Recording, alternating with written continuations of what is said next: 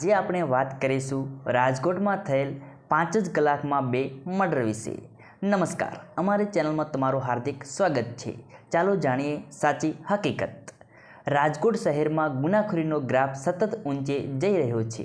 સામાન્ય બાબતોમાં પણ લોકોમાં હિંસક વૃત્તિ બહાર આવી રહી છે। કોઈને જાણે કાયદાનો ડર જ ન રહ્યો હોય તેવી સ્થિતિ સર્જાઈ છે। શહેરમાં 5 કલાકમાં 2 હત્યા થઈ છે। વહેલી સવારે કૌટુંબિક ભત્રીજાએ કાકાને છરીના ઘા ઝીંકી પતાવી દીધા। ગત રાત્રે 13 જુલાઈ 2025 ઘંટેશ્વર 25 વારિયા વિસ્તારમાં કૌટુંબિક ભત્રીજા સંજયે તેના કાકા જીતેશ સોલંકીની હત્યા કરી હતી। આ અંગેની જાણ થતાં સ્થાનિક પોલીસ ઘટના સ્થળે દોડી ગઈ હતી। ત્યારબાદ લાશને પોસ્ટમોર્ટમ ખાતે ખસેડી આરોપીને ઝડપી લેવા કવાયત હાથ ધરી હતી। જ્યારે સવારે 5 વાગે ગ્રીનલેન્ડ ચોકડી નજીક લાલપરી મફતિયાપરામાં રહેતા 35 વર્ષીય અજય કાનજી ચારોલા નામના યુવાનની આજે વહેલી સવારે છરીના ઘા ઝીંકીને નિર્મમ હત્યા કરવામાં આવી હતી।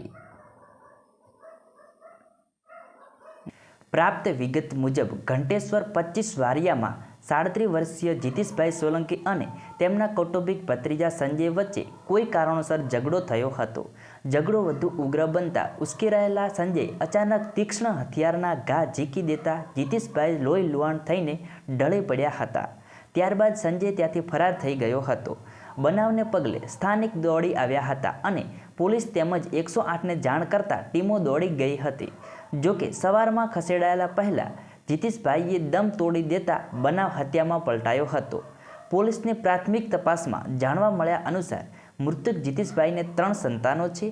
તેમના જ કૌટુંબિક ભત્રીજાએ તીક્ષ્ણ હથિયાર વડે તેમના પર હુમલો કરી મોતને ઘાટ ઉતાર્યા છે। આ ઘટનાએ પરિવારમાં તેમજ સમગ્ર વિસ્તારમાં શોકની લાગણી પ્રસરી છે।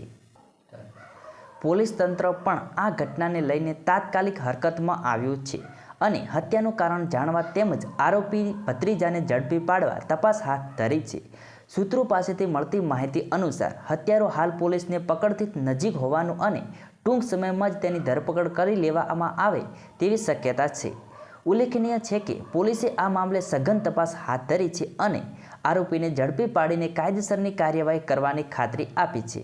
જોકે માત્ર આરોપીને પકડવાથી ગુનાખોરી અટકશે નહીં, સમાજમાં શાંતિ અને સુરક્ષા જાળવવા માટે સામાજિક જાગૃતિ, કાયદાનું કડક પાલન અને ગુનેગારો સામે કડકમાં કડક પગલાં ભરવા અનિવાર્ય છે। રાજકોટ જેવા વિકસિત શહેરમાં ગુનાખોરીનો આ વધતો ગ્રાફ ચિંતાનો વિષય છે અને તેના પર ત્વરિત ધ્યાન આપવાની જરૂર છે। જ્યારે ગ્રીનલેન્ડ ચોકડી નજીક લાલપરી મફતિયાપરામાં રહેતા 35 વર્ષીય અજય કાનજી ચારોલા નામના યુવાનની વહેલી સવારે છરીના ઘા ઝીંકીને નિર્મમ હત્યા કરવામાં આવી હતી।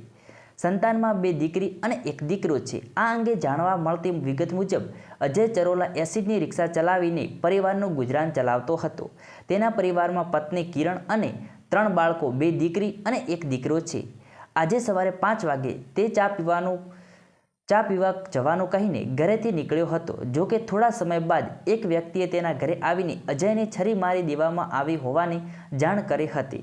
શહેરમાં એક જ દિવસમાં 2 હત્યાની ઘટનાઓથી લોકોમાં ભય અને રોષ જોવા મળી રહ્યો છે।